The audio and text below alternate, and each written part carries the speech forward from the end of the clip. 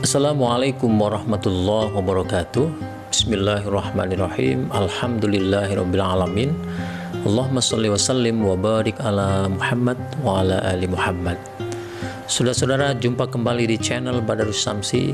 Apa kabar Anda? Semoga tetap sehat walafiat di dalam menjalankan ibadah puasa. Pada malam hari ini, sebagaimana pada malam-malam sebelumnya, channel Badarus Samsi akan menyampaikan satu kata bermakna atau satu kata mutiara dari para tokoh, yang pada malam hari ini kata mutiara tersebut saya ambilkan dari seorang tokoh bernama Abdurrahman Ad-Darani yang berasal dari Damaskus. Nama lengkapnya adalah Abu Sulaiman Abdurrahman bin Atiyah Ad-Darani yang wafat sekitar tahun 830 Masehi. Mari kita simak pernyataan atau kata-kata bermakna dari Abdurrahman Ad-Darani. Suatu ketika Abdurrahman Ad-Darani pernah menuturkan beberapa kalimat bermakna sebagai berikut. Barang siapa yang berbuat baik di waktu siangnya, maka ia akan dibalas di waktu malamnya. Tuh, lagi-lagi ini motivasi, ini dorongan kepada kita semua untuk senantiasa berbuat baik. Sekecil apapun, kita harus berbuat baik. Berbuat baik tentunya cukup luas. Berbuat baik terhadap Allah, berbuat baik terhadap Rasulullah, berbuat baik terhadap orang tua, terhadap anak, berbuat baik terhadap saudara-saudara, para sahabat, teman-teman, kepada fakir miskin, pada anak kecil, bahkan berbuat baik terhadap makhluk-makhluk lain di luar kita seperti binatang atau tumbuhan. Jadi berbuat baik ini cukup luas. Jadi siapa yang berbuat baik di waktu siang, maka ia akan dibalas kebaikan pula di waktu malamnya. Kemudian kata Ad-Darani, barang siapa berbuat baik di waktu malamnya, maka ia akan dibalas di waktu siangnya. Ini sama pengertiannya, hanya persoalan waktu. Artinya bahwa berbuat baik itu tidak mengenal waktu, siang ataupun malam. Kapanpun, di saat apapun kita berada, kita senantiasa berbuat baik. Kemudian, barang siapa yang meninggalkan satu hawa nafsunya, maka Allah akan menghapuskan satu duka cita di hatinya. Luar biasa. Jadi para pengamal tasawuf senantiasa mengingatkan kita untuk mawas diri, harus memiliki kewaspadaan diri untuk tidak berbuat mengikuti hawa nafsu. Jadi kalau kita bisa meninggalkan satu hawa nafsu, maka menurut ulama ini Allah akan mencabut potensi duka di dalam hati kita. Berarti bisa kebalikan, mereka yang senantiasa menuruti hawa nafsunya sama dengan menanam ribuan atau bahkan jutaan duka di dalam hatinya. Yuk kita bersihkan hati kita dari potensi duka dengan cara berusaha sebisa mungkin untuk menghindari berbuat yang mengikuti hawa nafsu dan kemaksiatan.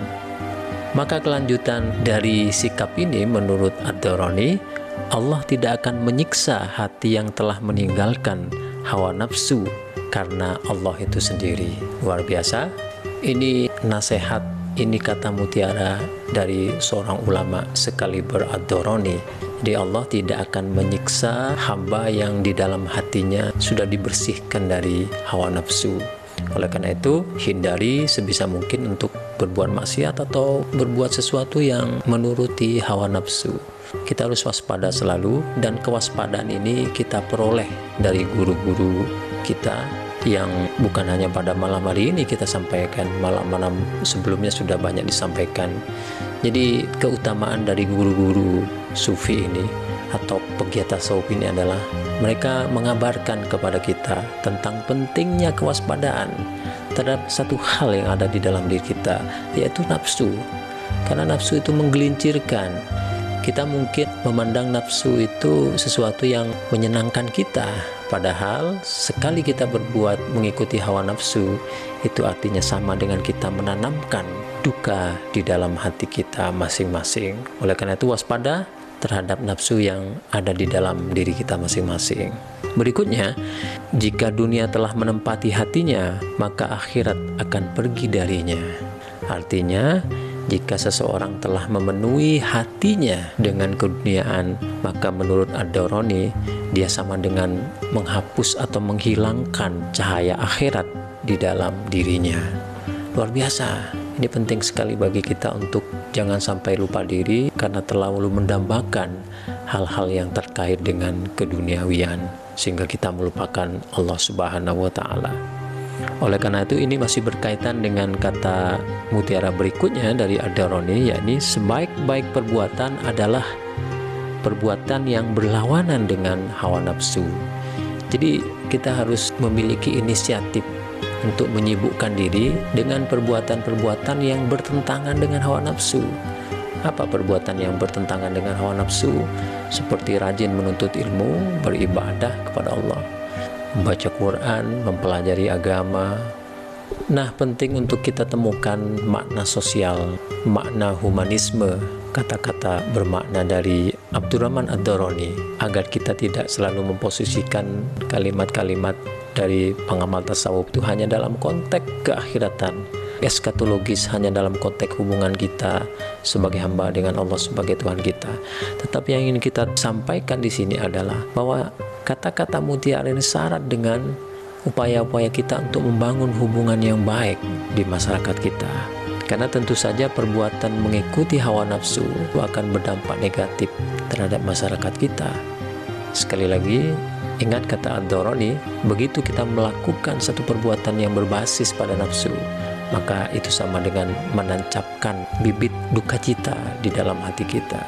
Ketika kita berbuat tidak baik di tengah masyarakat yang berbasis pada menuruti hawa nafsu, maka itu akan membawa dampak negatif, bukan hanya untuk masyarakat, tetapi untuk dirinya sendiri. Oleh karena itu, nafsu merupakan sesuatu yang selalu diingatkan oleh para guru, oleh para mursyid untuk senantiasa kita jauhi. Para mursyid mengingatkan kita untuk memiliki kewaspadaan diri, kesadaran diri yang tinggi untuk menghindari hawa nafsu. Kita berusaha dan kita mohon kepada Allah agar kita bisa diberi petunjuk dan kekuatan untuk meninggalkan perbuatan yang berbasis pada hawa nafsu. Saudara-saudara, saya rasa demikian ulasan untuk pernyataan atau kata mutiara dari Abdurrahman Ad-Darani ini. Semoga kita bisa mengambil pelajaran darinya untuk kita amalkan dalam kehidupan kita sehari-hari. Sekian, simak terus channel Badarus Samsi untuk mendengarkan dan untuk menemukan kata-kata mutiara dari tokoh-tokoh lainnya. Wassalamualaikum warahmatullahi wabarakatuh.